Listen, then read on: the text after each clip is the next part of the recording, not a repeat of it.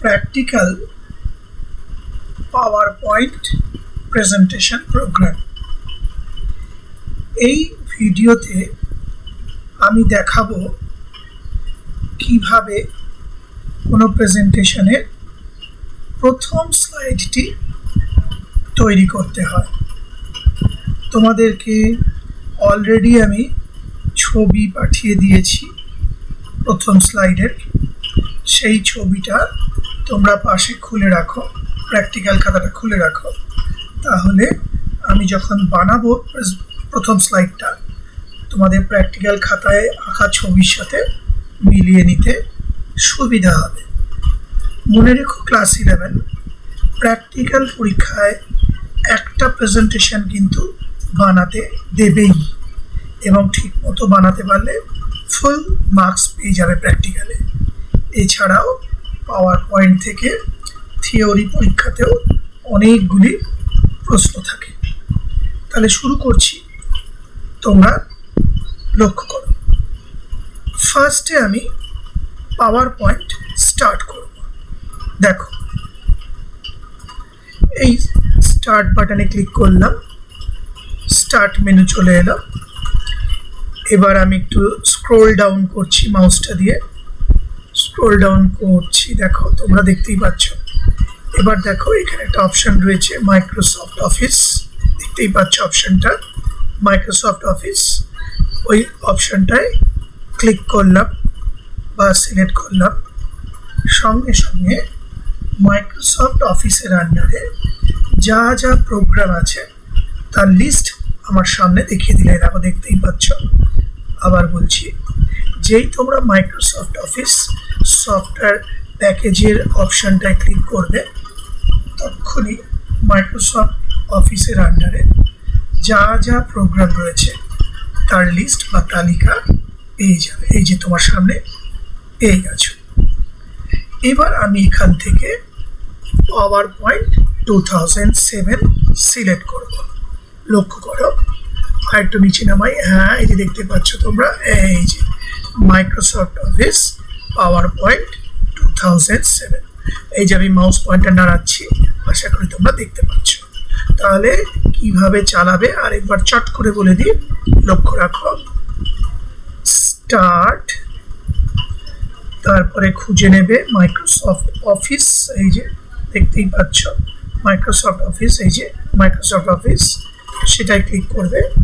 অনেকগুলি প্রোগ্রামের লিস্ট ওর সামনে চলে আসবে, সেইখান থেকে তুমি সিলেক্ট করবে।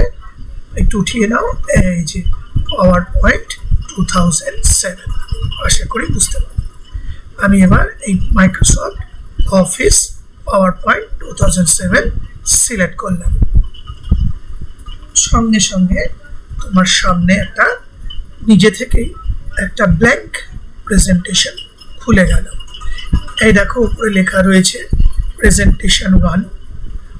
আসলে পাওয়ার পয়েন্ট যখন স্টার্ট করা হয় তখন নিজে থেকেই একটা ব্ল্যাঙ্ক প্রেজেন্টেশন খুলে দেওয়া হয়। এই ব্ল্যাঙ্ক প্রেজেন্টেশনটির নামটা হয় প্রেজেন্টেশন 1। তা আমরা কি করব, এই ব্ল্যাঙ্ক প্রেজেন্টেশনটা নিয়ে কিন্তু কাজ করব না। আমরা এর থেকে অনেক রঙিন প্রেজেন্টেশন বা কি বলবো কালারফুল প্রেজেন্টেশন তৈরি করব। তাহলে আমি কি করছি দেখো, বা তোমরাও যেটা করবে, এই যে প্রেজেন্টেশন 1 মানে তোমার সামনে যে প্রেজেন্টেশনটা খুলে গেছে সেটাকে আগে ক্লোজ করে দেবে। কি করে ক্লোজ করবে দেখো, আবার বলছি, পাওয়ার পয়েন্ট স্টার্ট করার সঙ্গে সঙ্গে নিজে থেকেই যে ব্ল্যাঙ্ক প্রেজেন্টেশনটা খুলে যায় সেই ব্ল্যাঙ্ক প্রেজেন্টেশনটা বন্ধ করে দেবে। কি করে করবে তাই দেখো, এই আমি অফিস বাটনে ক্লিক করলাম, দেখতেই পাচ্ছ। এই যে এই, আচ্ছা আরেকবার দেখিয়ে দিচ্ছি। এই বাঁ দিকের উপরের গোল বাটনটাকে বলা হয় অফিস বাটন। দেখো, নামটাও চলে এসছে ওখানে, অফিস বাটন। আমি ওই অফিস বাটনে ক্লিক করলাম, করে ওখান থেকে সিলেক্ট করলাম ক্লোজ। দেখতেই পাচ্ছ ক্লোজ অপশন। অর্থাৎ আরেকবার বলছি, অফিস বাটনে ক্লিক করবে আর সেখান থেকে ক্লোজ অপশনটা সিলেক্ট করবে। এই আমি সিলেক্ট করছি, লক্ষ্য করো। এবার দেখো, যেই আমি অফিস বাটনে গিয়ে ক্লোজ অপশনটা সিলেক্ট করলাম, সঙ্গে সঙ্গে যে প্রেজেন্টেশন ফাইলটা নিজে থেকেই খুলে গেছিল সেটা কিন্তু বন্ধ হয়ে গেল। এই দেখো, প্রেজেন্টেশন ফাইল ক্লোজ হয়ে গেছে। ওপরে দেখো শুধু লেখা আছে মাইক্রোসফট পাওয়ার পয়েন্ট।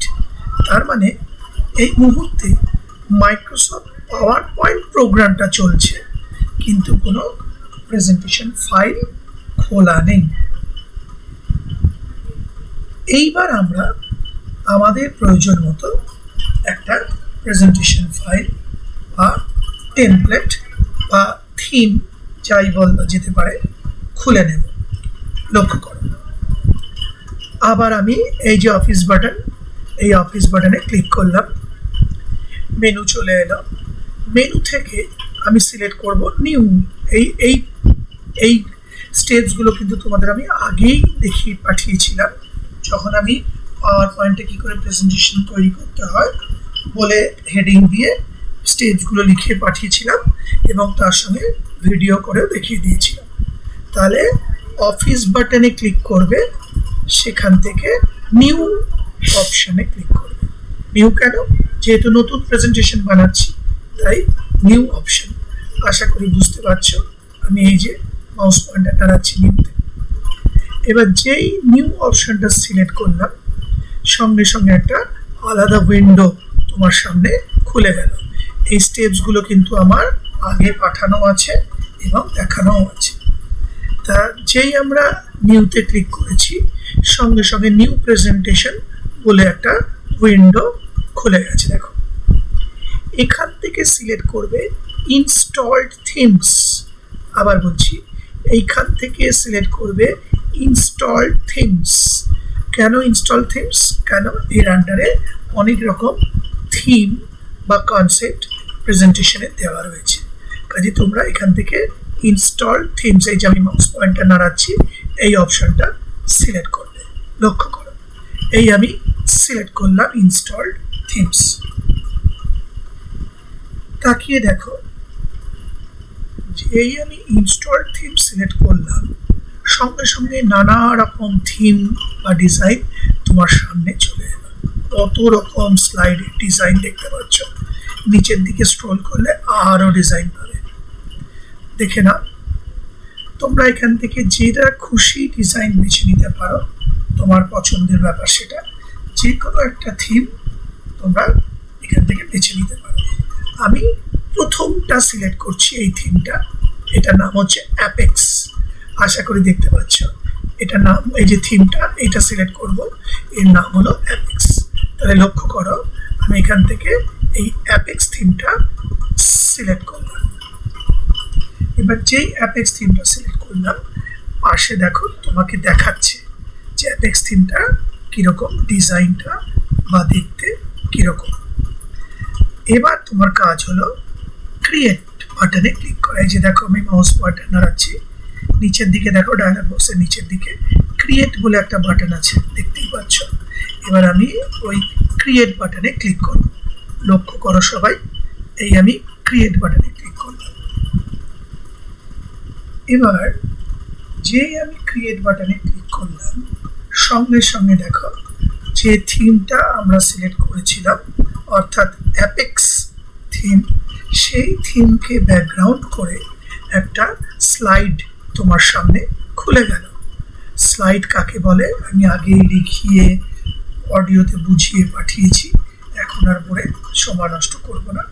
এক কথায় স্লাইড হলো একটা চতুর্ভুজাকার ক্ষেত্র বা একটা 4 সাইডেড অবজেক্ট, যার মধ্যে আমরা প্রেজেন্টেশনের বিষয়বস্তুগুলি তৈরি করতে পারি। তা আমার সামনে এই মুহূর্তে একটা স্লাইড খুলে গেছে, দেখতেই পাচ্ছ সবাই। এই যে আমি মাউস পয়েন্টার ঘোরাচ্ছি ওর উপর দিয়ে।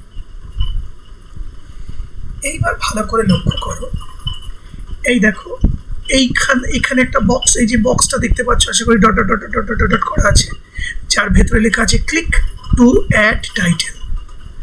আর এখানে দেখো আরেকটা বক্স, এই দেখো dot dot dot dot dot dot dot করা আছে, আমি মাউস পয়েন্টার ঘোরাচ্ছি। আর এই বক্সটার মধ্যে লেখা রয়েছে ক্লিক টু অ্যাড সাবটাইটেল। তাহলে আমরা কি দেখতে পাচ্ছি, উপরে একটা বক্স, যার তার মধ্যে লেখা রয়েছে ক্লিক টু অ্যাড টাইটেল, আর নিচে একটা বক্স যার মধ্যে লেখা রয়েছে ক্লিক টু অ্যাড সাবটাইটেল। এই ডটেড বক্সগুলিকে বলা হয় প্লেস হোল্ডার। আবার বলছি, এই যে ডটেড বক্সগুলো তোমরা দেখতে পাচ্ছ, এই ডটেড বক্সগুলিকে বলা হয় প্লেস হোল্ডার। এবার আমি কি করছি তোমরা লক্ষ্য করো। আমি প্রথমে এই যে প্রথম যে প্লেস হোল্ডারটা রয়েছে, যেখানে রয়েছে লেখা রয়েছে ক্লিক টু অ্যাড টাইটেল, সেই প্লেস হোল্ডারে ক্লিক করলাম ভেতরে। এবার যেই প্লেস হোল্ডারটার ভেতরে ক্লিক করলাম, দেখো এই দেখো দেখতেই পাচ্ছ ছোট ছোট সিলেকশন পয়েন্ট চলে এলো। দেখো এখানে একটা, এখানে একটা, এখানে একটা, এখানে একটা, এখানে একটা, এখানে একটা, এখানে একটা। তার মানে বক্সটার চারপাশে 1 2 3 4 5 6 7 8 8খানা সিলেকশন পয়েন্ট চলে এলো। এবার তোমরা কি করবে, বক্সটার যে লাইনটা, যে ডটেড লাইনগুলো, সেটায় মাউস পয়েন্টার টাচ করলাম। এই দেখো, এবার যেই ওই ডটেড লাইনে মাউস পয়েন্টার টাচ করলাম, সঙ্গে সঙ্গে দেখো খেয়াল করে আমাকে 4 হেডেড অ্যারো বা 4 মুখ তীরের একটা আইকন দেখাচ্ছে। আবার দেখাচ্ছি, প্রথমে এরকম ছিল দেখতে, দেখো এরকম দেখতে ছিল। আমি ওপরের প্লেস হোল্ডারটা, মানে যেখানে লেখা রয়েছে ক্লিক টু অ্যাড টাইটেল, সেই প্লেস হোল্ডারে ক্লিক করলাম। সঙ্গে সঙ্গে চারপাশে সিলেকশন পয়েন্ট চলে এলো এবং ডটেড মার্কসগুলো দেখা যাচ্ছে। এবার আমি ধরো যে ওপরের ডটেড লাইনগুলোতে মাউস পয়েন্টার টাচ করলাম। এবার যেই টাচ করলাম, সঙ্গে সঙ্গে লক্ষ্য করো 4 হেডেড অ্যারো বা 4 মুখ তীর এর আইকন একটা এসে গেল। এই 4 মুখ তীর আসার অর্থ তুমি এটাকে মুভ করাতে পারবে, মানে একটা জায়গা থেকে অন্য জায়গায় সরাতে পারবে। আমি এবার এটাকে মুভ করে একটু উপরের দিকে সরিয়ে দিচ্ছি, তোমরাও লক্ষ্য করো। এই দেখো যেই 4 মুখ তীরটা এসছে, দেখতে পাচ্ছ 4 মুখ তীরটা, আমি ওটাকে ড্র্যাগ করলাম, মাউসটাকে ড্র্যাগ করে ওটাকে উপরে তুলে দিলাম প্লেস হোল্ডারটাকে। আরেকবার দেখিয়ে দিচ্ছি, দেখো এই লাইনটায় টাচ করলাম, 4 মুখ তীর এলো। এবার আমি মাউসের বাঁ দিকের বোতামটাকে প্রেস করে, অর্থাৎ টিপে রেখে, এবার ড্র্যাগ করে বা টেনে উপরে তুলে দিলাম, অর্থাৎ এই প্লেস হোল্ডারটাকে একটু উপরে করে দিলাম। এইবার এই দুই সাইডে যে সিলেকশন পয়েন্ট দেখতেই পাচ্ছ, এই যে দেখতে পাচ্ছ, এই জায়গাটায় এই সিলেকশন পয়েন্টে টাচ করলাম, সঙ্গে সঙ্গে 2 মুখ তীর দেখাচ্ছে। 2 মুখ তীর মানে হলো সাইজ চেঞ্জিং বা সাইজিং। আবার বলে রাখছি, 4 মুখ তীর আসার অর্থ হলো you can move the object, মানে তুমি অবজেক্টটাকে একটা স্থান থেকে অন্য স্থানে সরাতে পারবে। আর যখনই 2 হেডেড অ্যারো বা 2 মুখ তীর আসবে, তার মানে তুমি অবজেক্টটাকে সাইজ বড় বা ছোট করতে পারবে। তো আমি দেখো এই যে আবার দেখিয়ে দিচ্ছি, এই যে মাউস পয়েন্টার নাড়াচ্ছি, ওর চারপাশে এই ছোট্ট বক্স পয়েন্টায় টাচ করলাম, 2 মুখ তীর এসে গেল। এবার আমি আবার মাউসের বাঁ দিকের বোতামটাকে প্রেস করে রেখে এই বাঁ দিকে ট্র্যাক করে দিলাম, আর এই দেখো এটা আবার চলে এলাম একদম ডান দিকে। দেখো এই যে লক্ষ্য করো, একদম ডান দিকে সিলেকশন পয়েন্টে চলে এসেছি প্লেস হোল্ডারের। এটাকেও একটু ডান দিকে ট্র্যাক করে বাড়িয়ে দিলাম। আরেকবার দেখে নাও চট করে, এরকম ছিল। আমি এই প্লেস হোল্ডারটায়, সরি এই সিলেকশন পয়েন্টে টাচ করলাম, 2 মুখ তীর এলো, এই যে সিলেকশন পয়েন্ট, আমি এবার ড্র্যাগ করে একটু বাড়িয়ে দিলাম। ঠিক একইভাবে ডান দিকে সিলেকশন পয়েন্ট দেখতে পাচ্ছ, মাউস পয়েন্টার ঘোরাচ্ছি, ওখানে টাচ করলাম, 2 মুখ তীর এসে গেছে। আবার আমি মাউসের বোতামটাকে প্রেস করলাম আর ডান দিকে ড্র্যাগ করে দিলাম, দেখতেই পাচ্ছ। মানে প্লেস হোল্ডারটাকে আমি একটু চওড়ায় বাড়িয়ে দিলাম, তাহলে আমার ভেতরে লিখতে সুবিধা হবে। এইবার এই দিকে যে নিচের যে সিলেকশন পয়েন্ট আছে দেখতেই পাচ্ছ, এই যে নিচের সিলেকশন পয়েন্ট, এইটায় টাচ করলাম, আবার 2 মুখ তীর এসে গেল। এটাকেও একটু ড্র্যাগ করে ছোট করে নিলাম। ঠিক আছে, আরেকবার দেখে নাও। এই যে নিচের যে সিলেকশন পয়েন্টটা আছে, এই যে মাউস পয়েন্টার ঘোরাচ্ছি, ওখানে টাচ করলাম, দুমুখ তীর এসে গেল। এবার আমি ড্র্যাগ করে একটু উপরে তুলে জায়গাটাকে ছোট করে দিলাম। এবার আমি দেখো এই যে প্লেস হোল্ডারটা, তলার যে প্লেস হোল্ডারটা যেখানে লেখা রয়েছে ক্লিক টু অ্যাড সাবটাইটেল, সেখানে ক্লিক করলাম। এবং ওটার নিয়মও তাই, যে মুহূর্তে তুমি ক্লিক করবে চারপাশের সিলেকশন পয়েন্ট এসে যাবে। এবার আমি এই যে সিলেকশন পয়েন্টটা দেখতে পাচ্ছ, এই যে ছোট্ট, ওখানে টাচ করলাম, করে এটাকে যতটা সম্ভব বড় করে নিলাম। দেখো এটাকে এইভাবে এটা এখানে বড় করলাম। সিমিলারলি এই যে নিচের সিলেকশন পয়েন্টটা দেখতে পাচ্ছ, আবার টাচ করলাম, এই বড় করে নিলাম। ডান দিকের সিলেকশন পয়েন্ট দেখতে পাচ্ছ, এই টাচ করলাম, দুমুখ তীর এসে গেল, ড্র্যাগ করে বড় করে নিলাম। আবার বাঁ দিকের সিলেকশন পয়েন্ট দেখতে পাচ্ছ, এই যে ঘোরাচ্ছি, টাচ করলাম, আবার বড় করে নিলাম। অর্থাৎ দুটো প্লেস হোল্ডারই যতটা সম্ভব আয়তনটা বাড়িয়ে নেবে, তাহলে তোমার ভেতরে লিখতে সুবিধা হবে। তবে একটা কথা মনে রেখো, স্লাইডের যে চৌহদ্দিটা দেখাচ্ছে, মানে বাউন্ডারিটা, এই যে স্লাইডের যে চৌহদ্দি বা বাউন্ডারি, তার বাইরে যেন এই প্লেস হোল্ডারগুলো বেরিয়ে না যায়। মনে রেখো, স্লাইডে যে এরিয়াটা দেখাচ্ছে ওটাই তোমার স্লাইড শো করার সময় আসবে। আর তুমি যদি প্লেস হোল্ডারগুলোকে বেশি বড় করে ফেলো, স্লাইডের চৌহদ্দির বাইরে করে ফেলো, তাহলে কিন্তু তোমার লেখাগুলো বা ছবিগুলো প্রেজেন্টেশন স্লাইডের বাইরে বেরিয়ে চলে যাবে। কাজেই প্লেস হোল্ডারগুলো যতই বড় করো, স্লাইডের বাউন্ডারির মধ্যে যেন থাকে। আশা করি বুঝতে পারবে। এইবার আমি লিখতে শুরু করি। উপরের যে প্লেস হোল্ডারটা যেখানে লেখা রয়েছে ক্লিক টু অ্যাড টাইটেল, ওর ভেতর আমি ক্লিক করলাম। এবার আমি আমার প্রেজেন্টেশনের নামটা লিখব। তোমরা তোমাদের খাতার সাথে মিলিয়ে নাও। আমাদের প্রেজেন্টেশনের বিষয়টা হলো পলিউশন বা দূষণ। তোমরা সবাই জানো বর্তমান পৃথিবীতে দূষণ একটি কালান্তক সমস্যা বলা যেতে পারে। সারা পৃথিবী এই দূষণ বা পলিউশন নিয়ে ভুগছে। তা সেই জন্য আমরা দূষণের উপর বা পলিউশনের উপর একটি প্রেজেন্টেশন তৈরি করব। তা এবার আমরা দেখো প্রথম স্লাইডে এইটা লিখব। দেখো লক্ষ্য করো, আমি আচ্ছা আরেকবার এখানটা দেখিয়ে নিই। আমি আবার যেখানে লেখা রয়েছে ক্লিক টু অ্যাড টাইটেল, সেখানে ক্লিক করলাম প্লেস হোল্ডারটার ভেতরে। এবার আমি টাইপ করছি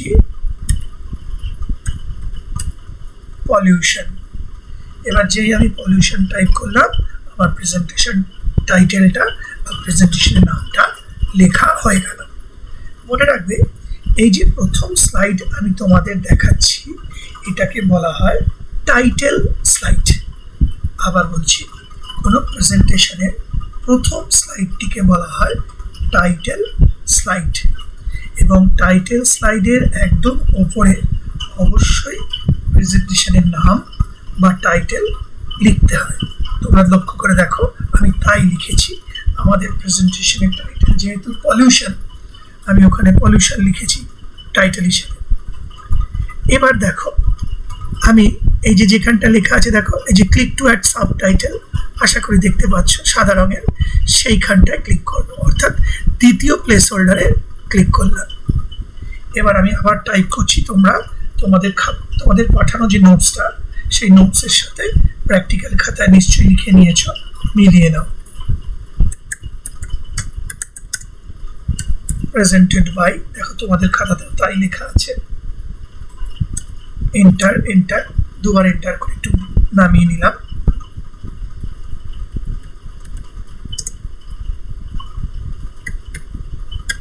নাম লিখছি আমি বিরাট কোহলি।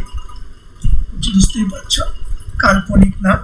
হ্যাঁ না, বিরাট কোহলি কাল্পনিক নন, ইনি জলজন্ত চরিত্র। কিন্তু এই প্রেজেন্টেশনটি মোটেই বিরাট কোহলি বানাচ্ছেন না, আমি একটা কাল্পনিক নাম দিয়ে তোমাদেরকে উদাহরণ দিচ্ছি। আর তোমরা যখন বানাবে পরীক্ষার সময় বা এমনি প্র্যাকটিস করার সময় যখন প্রেজেন্টেশন বানাবে অবশ্যই বিরাট কোহলির জায়গায় যে যার নিজস্ব নাম লিখবে, বুঝতেই পারছো। আবার আমি এন্টার প্রেস করলাম, সঙ্গে সঙ্গে কার্সার পরের লাইনে নেমে গেল, আরেকটা এন্টার করে জায়গা তৈরি করলাম। এবার আমি লিখছি, দেখো XYZ হাই স্কুল ব্র্যাকেটে HS। কোনো বিশেষ স্কুলের নাম দিলাম না, কারণ আমার কাছে প্রতি বছরই বিভিন্ন স্কুলের ছেলেমেয়েরা পড়ে। আমি যদি বিশেষ কোনো স্কুলের নাম দিই অন্য স্কুলের ছেলেমেয়েরা দুঃখিত হবে যে কেন স্যার আমাদের স্কুলের নাম দিলেন না।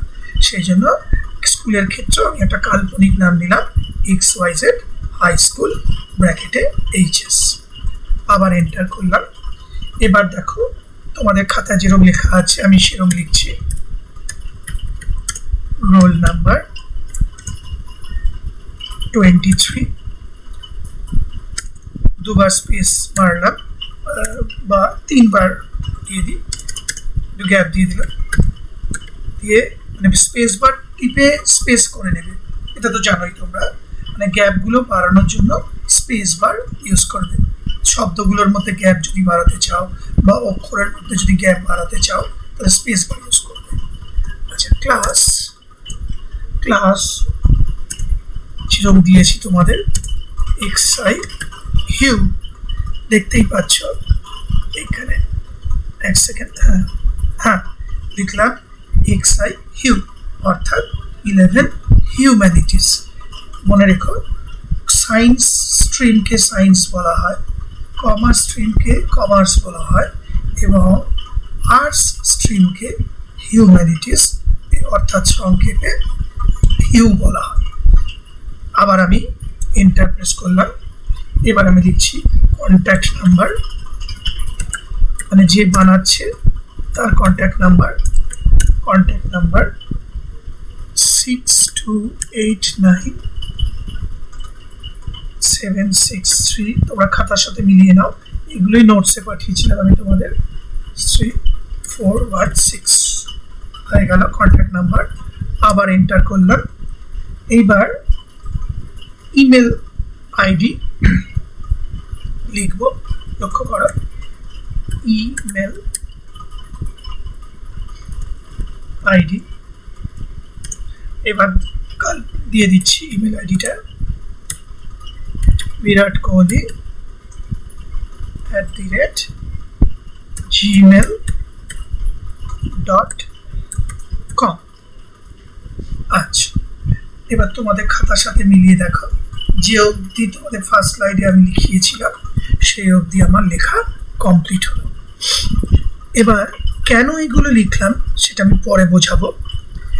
এইবার একে একে আমি সাইজগুলো বাড়াই।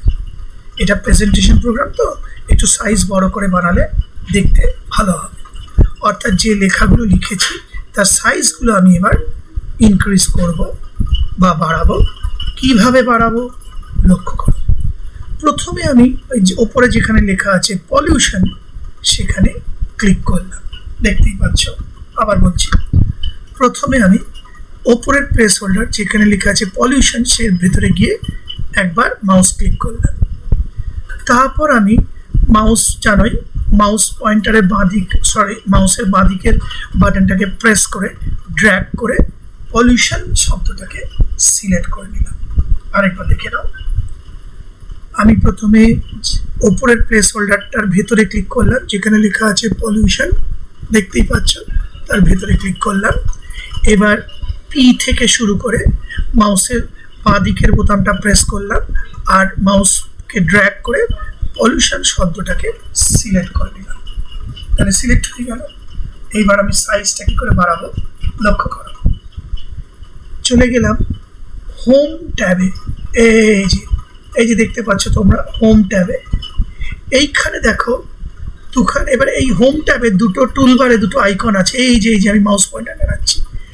একটা হচ্ছে এইটা, এটার নাম হলো ইনক্রিজ ফন্ট সাইজ, আর একটা হচ্ছে এইটা, এটার নাম হলো ডিক্রিজ ফন্ট সাইজ। আবার বলছি, হোম ট্যাবে ক্লিক করবে, টুল বারে দেখবে পাশাপাশি দুটো আইকন রয়েছে, একটা ইনক্রিজ ফন্ট সাইজ, পাশে রয়েছে decrease font size. Increase font সাইজে ক্লিক করলে সাইজটা বাড়বে লেখার, আর ডিক্রিজ ফন্ট সাইজে ক্লিক করলে লেখার সাইজটা কমবে। তো আমি এখন ইনক্রিজ ফন্ট সাইজে ক্লিক করছি, লক্ষ্য করো এই যে ইনক্রিজ ফন্ট সাইজ, এই যে মাউস পয়েন্টার ঘোরাচ্ছি আমি, দেখো একবার ক্লিক করলাম লেখাটার সাইজ বেড়ে গেল, আবার ক্লিক করলাম লেখাটার সাইজ আবার বেড়ে গেল, আবার ক্লিক করলাম লেখাটার সাইজ আবার বেড়ে গেল, আর একবার ক্লিক করলাম লেখাটার সাইজ বেড়ে গেল। অর্থাৎ যতবার তুমি এই ইনক্রিজ ফন্ট সাইজে ক্লিক করবে তত লেখাটার সাইজ বাড়তে থাকবে। আর তার উল্টোটা হচ্ছে ডিক্রিজ ফন্ট সাইজ, পাশে যেটা আছে এই যে এইটা, এখানে ক্লিক করলে সাইজটা ফন্ট সাইজটা ডিক্রিজ হবে বা কমবে। আমি দেখো লক্ষ্য করো দেখাচ্ছি, এই ক্লিক করলাম দেখো পলিউশন লেখাটা সাইজ ছোট হয়ে গেল, আবার ক্লিক করলাম আরও ছোট হয়ে গেল, আবার ক্লিক করলাম আরও ছোট হয়ে গেল, আবার ক্লিক করলাম আরও ছোট হয়ে গেল, দেখো আবার ক্লিক করলাম আরও ছোট হয়ে গেল। বুঝতেই পারছো? তাহলে আমি এবার ইনক্রিজে ক্লিক করে আবার বাড়িয়ে দিই, এই ক্লিক করছি ক্লিক করছি ক্লিক করছি ক্লিক করলাম ক্লিক করলাম, ব্যাস। তবে মনে রেখো ফন্ট সাইজ বাড়াও বা কমাও তার আগে লেখাটাকে সিলেক্ট করতে কিন্তু ভুলবে না। একদম সিলেক্ট না করলে কিন্তু ওরকমভাবে ফন্ট সাইজ বাড়ানো বা কমানো যায় না। তাহলে আমাদের পলিউশন লেখাটির সাইজ বড় হয়ে গেল, কাজ হয়ে গেল। এবার আমি নিচের প্লেস হোল্ডারটায় আসবো, যেখানে লেখা আছে presented by Virat Kohli etcetera etcetera. আবার আমি নিচের প্লেস হোল্ডারটায় ক্লিক করলাম, তারপর আমি লক্ষ্য করো প্রেজেন্টেড বাই এই দুটো শব্দকে সিলেক্ট করলাম, করে আবার হোম ট্যাবে তো অলরেডি আছি দেখতে পাচ্ছ, হোম ট্যাব, ওখান থেকে টুলবারে ইনক্রিজ ফন্ট সাইজ, তোমরা নামটাও পেয়ে যাচ্ছ সামনে, ওইটা আবার ক্লিক করে এটাকে একটু বাড়িয়ে দিলাম। ঠিক আছে, একইভাবে বিরাট কোহলিকে সিলেক্ট করতে হবে, মাউস পয়েন্টার নিয়ে গেলাম, একটু লক্ষ্য রেখো মাউস পয়েন্টারটাকে, এই যে এই ক্লিক করলাম, বিরাট কোহলিকে সিলেক্ট করলাম, করে আবার আমি ইনক্রিজ ফন্ট সাইজে ক্লিক করে করে বিরাট কোহলির নামটা বড় সাইজ করে দিলাম, ব্যাস। আচ্ছা, তারপরে দেখো XYZ হাই স্কুল, স্কুলের নামটাকে বাড়াতে হবে, এই আমি আবার স্কুলের নামটা সিলেক্ট করলাম, আবার এই ধরো ইনক্রিজ ফন্ট সাইজে ক্লিক করে করে স্কুলের নামটা বাড়িয়ে দিলাম। ঠিক আছে, আর বিরাট কোহলির নামটা একটু ছোট করে দিই, এই সিলেক্ট করলাম, করে এই, হ্যাঁ এটা ঠিক আছে। মনে রেখো তোমার অ্যাকচুয়ালি বিরাট কোহলিটা তো এক্সাম্পল, বিরাট কোহলির জায়গায় তুমি তোমার নাম লিখবে, আর তোমার নাম যেন কখনোই স্কুলের নামের থেকে বড় না হয়, কারণ কোনো ব্যক্তি বা মহিলা কখনো কোনো প্রতিষ্ঠানের থেকে বড় হতে পারে না। কাজী প্রেজেন্টেশনে বানানোর সময় এটা খেয়াল রাখবে যে তোমার নামটা যেন কখনোই স্কুলের নামের থেকে সাইজে বড় হয়ে না যায়, সেটা কিন্তু দৃষ্টিকটু দেখায় এবং যিনি এক্সামিনার তিনি সেটা মার্কস কেটে দিতে পারেন। কাজে ওটা খেয়াল রেখো, স্কুলের নাম যেন তোমার নামের থেকে বড় সাইজের হয়, এই হচ্ছে মেন কথাটা। আচ্ছা, ঠিক একইভাবে ধরো আমি মাউস পয়েন্টারটাকে নিয়ে এলাম রোল নাম্বার আর ক্লাস, এই দুটোকেও আবার এই যে ইনক্রিজ ফন্ট সাইজে চলে গেছি, একটু বাড়িয়ে দিলাম। আচ্ছা, আবার আমি চলে গেলাম মাউস পয়েন্টার নিয়ে কন্ট্যাক্ট নাম্বার আর ইমেল আইডিতে, ওই দুটোকেও একটু বাড়িয়ে দিলাম, দেখতেই পাচ্ছ। আচ্ছা, সাইজ বাড়ানো হয়ে গেল। এবার আমি লেখাগুলোকে কালার করব বা রং দেব। কেন রং দেওয়া প্রয়োজন? কারণ আমি তোমাদের নোটসে বলে দিয়েছিলাম যে পাওয়ার পয়েন্ট হলো একটি প্রেজেন্টেশন প্রোগ্রাম, মানে এর সাহায্যে সুন্দর সুন্দর প্রেজেন্টেশন তৈরি করা যায়। কাজেই যতটা সুন্দর বানানো সম্ভব ততটা সুন্দর বানাবে। এবার দেখো আমি কি করছি, একদম উপরে যে লেখা আছে পলিউশন, আমি ওই প্লেস হোল্ডারে আবার ভেতরে ক্লিক করলাম, করে পলিউশন কথাটাকে সিলেক্ট করলাম। তারপর আবার চলে গেলাম হোম ট্যাব, দেখতেই পাচ্ছ উপরে মাউস নাড়াচ্ছি, হোম ট্যাব, সেখান থেকে আরেকটা আইকনে টুলবারে চলে এলাম, এই দেখো ফন্ট কালার, এই যে আমি মাউস পয়েন্টার নাড়াচ্ছি, আরেকটা আইকন ফন্ট কালার, এই ফন্ট কালারের পাশে যে ড্রপডাউন লিস্ট আইকন ওখানে ক্লিক করলাম, সঙ্গে সঙ্গে নানা রকম ফন্টের কালার তোমার সামনে চলে এলো। আরেকবার দেখিয়ে দিচ্ছি, আগে হোম ট্যাবে ক্লিক করবে, এই যে হোম ট্যাব, আর টুলবারে এই যে এই আইকনটা, এর পাশে যে ড্রপডাউন লিস্ট আইকন সেখানে ক্লিক করবে, নানা রকম ফন্ট কালার পেয়ে যাবে তোমরা। এইবার আমি এখান থেকে রেড কালারটা চুজ করবো, এই যে দেখতে পাচ্ছ রেড। কেন রেড কালার চুজ করলাম? কারণ পলিউশন তো একটা বিপদ সংকেত পৃথিবীর পক্ষে, জানোই তো, এবং বিপদ সংকেত সাধারণত লাল রঙের হয়, বুঝতে পারছো? সেই জন্য পলিউশনের রংটা আমি লাল রাখলাম। একটা বাইরে ক্লিক করলাম, দেখো রংটা তোমরা দেখতেই পাচ্ছ। এগোই, প্রেজেন্টেড বাই যে লেখাটা ওটা সাদা আছে, সাদাই থাকো। বিরাট কোহলির রংটা আমি চেঞ্জ করব, এই ক্লিক করলাম, আবার সিলেক্ট করে নিলাম, নিয়ে আবার সেই হোম ট্যাবে তো আছি, দেখতে পাচ্ছ হোম ট্যাবে, এখান থেকে এই আবার এই যে ফন্ট কালারের ড্রপডাউন লিস্ট আইকনে ক্লিক করে নিলাম, নানা রকম কালার এসে গেল। আমি এবার বিরাট কোহলির জন্য আমি ধরো ইয়েলো কালারটা চুজ করছি, বেশ জলজলে হবে, এই ইয়েলো কালার চুজ করলাম, দেখতেই পাচ্ছ। এবার আমি স্কুলের জন্য একটা রং দেব, এই ক্লিক করলাম, এই সিলেক্ট করে নিলাম স্কুলের নামটাকে, আবার টুলবারে ওই ফন্ট কালারের আইকনটায় ক্লিক করলাম। এবার একটা জিনিস শিখিয়ে দিই, এখানে অনেক রকম কালার আছে, তুমি যদি এই কালারেও সন্তুষ্ট না হও, মোর কালার্স অপশানে ক্লিক করবে। আরেকবার বলছি, এখানে অনেক রকম কালার আছে, if you are not satisfied with these colors just click to more colors, অর্থাৎ more colors এ ক্লিক করে নেবে। এই দেখো আমি এবার ক্লিক করছি, সঙ্গে সঙ্গে একটা কালার প্যালেট তোমার সামনে চলে এলো, এই যে দেখতে পাচ্ছ। আমি ধরো এখান থেকে হালকা গোলাপি রংটা সিলেক্ট করলাম, দেখা যাক কেমন লাগে। এই যে হালকা গোলাপি রং, যে তুমি যেটা খুশি সিলেক্ট করতে পারো, আমি জাস্ট তোমাদেরকে শিখিয়ে দিচ্ছি পদ্ধতিটা। ধরা যাক আমি হালকা গোলাপি রং সিলেক্ট করলাম, করে ওকে, এই দেখো ওই কালারটা ওখানে চলে এলো, স্কুলের রংটা হয়ে গেল হালকা গোলাপি। এবার আমি ধরো রোল নাম্বার ক্লাস সিলেক্ট করলাম, আবার কালারে চলে গেলাম। এবার ধরো আমি সিলেক্ট করছি, আবার মোর কালারে চলে গেলাম, দেখতেই পাচ্ছ মোর কালার গিয়ে, এবার ধরো আমি একটু ফ্লোরোসেন্ট গ্রিন সিলেক্ট করলাম, দেখতেই পাচ্ছ এই যে ফ্লোরোসেন্ট গ্রিন সিলেক্ট করলাম, তোমাকে এখানে দেখাচ্ছিও যে নিউ কালার হচ্ছে ফ্লোরোসেন্ট গ্রিন, করে ওকে, এই দেখো ফ্লোরোসেন্ট গ্রিন হয়ে গেল। কন্ট্যাক্ট নাম্বারটা সাদাই রাখছি, ইমেল আইডিটাকে এবার সিলেক্ট করছি, লক্ষ্য করো এই ইমেল আইডিটা সিলেক্ট করলাম, ঠিক আছে। আবার চলে গেলাম ওই ফন্ট কালারে, এই যে দেখতে পাচ্ছ ফন্ট কালারে গেলাম, যেটা খুশি কালার তুমি চুজ করো। আমি ধরো আরেকবার মোর কালারসে ঢুকি, একটু হালকার উপর কোনো শেড পাওয়া যায় কিনা দেখা যাক, না বিশেষ পাচ্ছি না, ইয়েলোই দিয়ে দিই, খারাপ লাগবে না, তোমরা তোমাদের মতো চুজ করে নিও।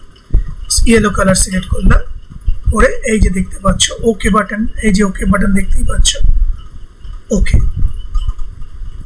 হলো। তোমাদেরকে পাঠানো ছবি বা যে নোটসটা আমি পাঠিয়েছিলাম সেই অনুযায়ী কিন্তু আমাদের প্রথম স্লাইড তৈরি হয়ে গেল, দেখে নাও তোমরা খাতার সাথে। ঠিক এই স্লাইডটাই আমি হাতে এঁকে তোমাদেরকে নোটসের সাথে পাঠিয়ে দিয়েছিলাম, আশা করি তোমরা সবাই প্র্যাকটিক্যাল খাতায় সেগুলো লিখে দিয়েছো। এইবার আমি এই স্লাইডটাকে সেভ করব।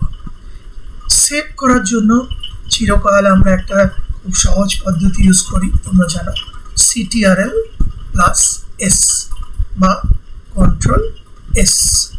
আবার বলছি, সেভ করার জন্য আমরা চিরকালই একটা পদ্ধতি ইউজ করি যাকে বলা হয় কন্ট্রোল এস, অর্থাৎ বাঁ হাত দিয়ে কিবোর্ডে সিটিআরএল কিটা প্রেস করবে আর ডান হাত দিয়ে এস কিটা প্রেস করে দেবে, সেটাকেই বলা হয় কন্ট্রোল এস সেভ করার জন্য। তাহলে আমি তাই করছি, বাঁ হাত দিয়ে সিটিআরএল কিটা প্রেস করলাম আর ডান হাত দিয়ে এস কিটা প্রেস করলাম।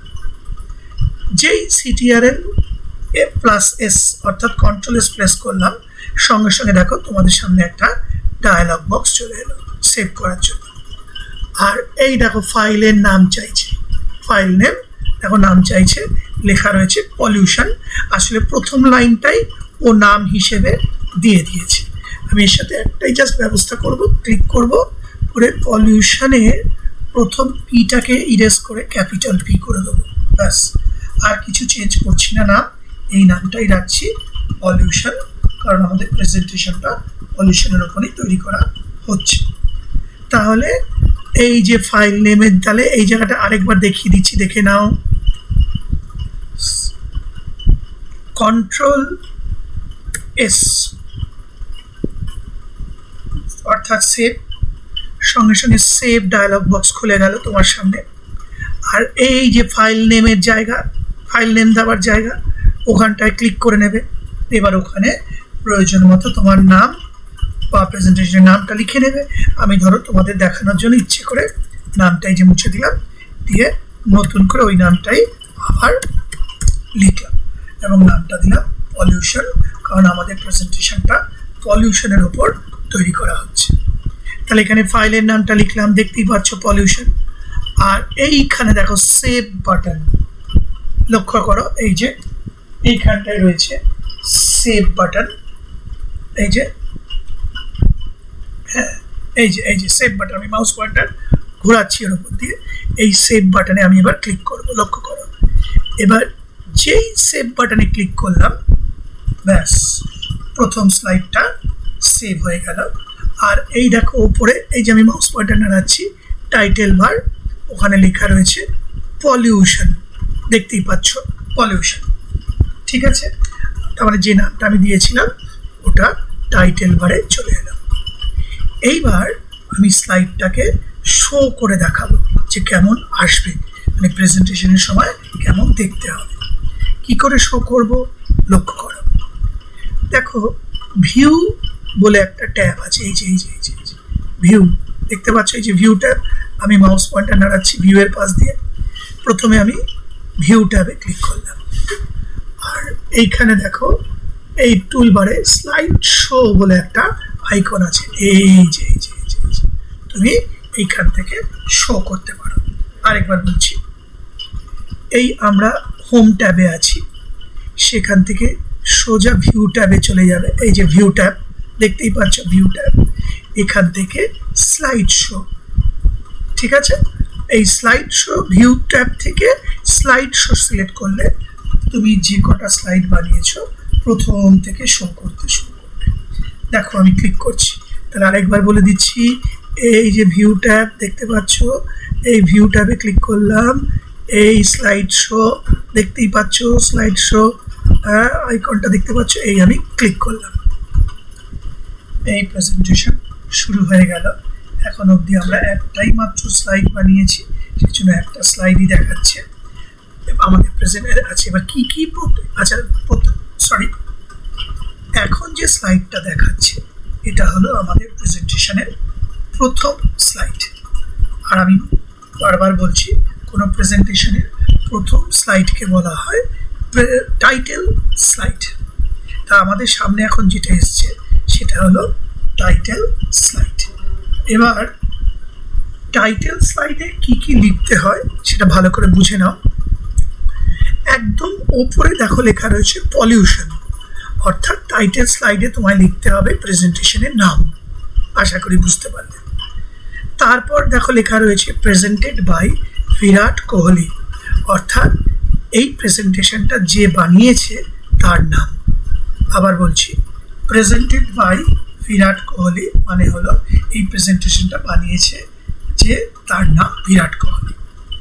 তারপরে লিখতে হয়, দেখো লেখা রয়েছে XYZ হাই স্কুল HS, অর্থাৎ সেই ব্যক্তি বা মহিলা বা ছাত্র বা ছাত্রটি কোন স্কুলে পড়ে সেই স্কুলের নাম, যদি ছাত্র বা ছাত্রী হয় স্কুলের নাম লিখতে হয়, আর যদি কোনো প্রতিষ্ঠানের ব্যক্তি বা মহিলা হয় তার প্রতিষ্ঠানের নামটা লিখতে হয়।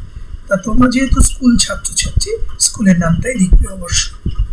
তারপরে তো বুঝতেই পারছো রোল নাম্বার 23, ক্লাস 11 ইউ, অর্থাৎ স্টুডেন্টটি রোল নাম্বার কত, কোন ক্লাসে পড়ে, তারপর স্টুডেন্টটির কন্ট্যাক্ট নাম্বার, তারপর স্টুডেন্টের ইমেল আইডি, দেখতেই পাচ্ছ। অর্থাৎ প্রথম প্রেজেন্টেশনটা তৈরি হয়ে গেল। এর মধ্যে তোমার কি কিরা থাকলো প্রেজেন্টেশনের, আরেকবার বলছি, প্রথম স্লাইডটি প্রেজেন্টেশনের তৈরি হয়ে গেল।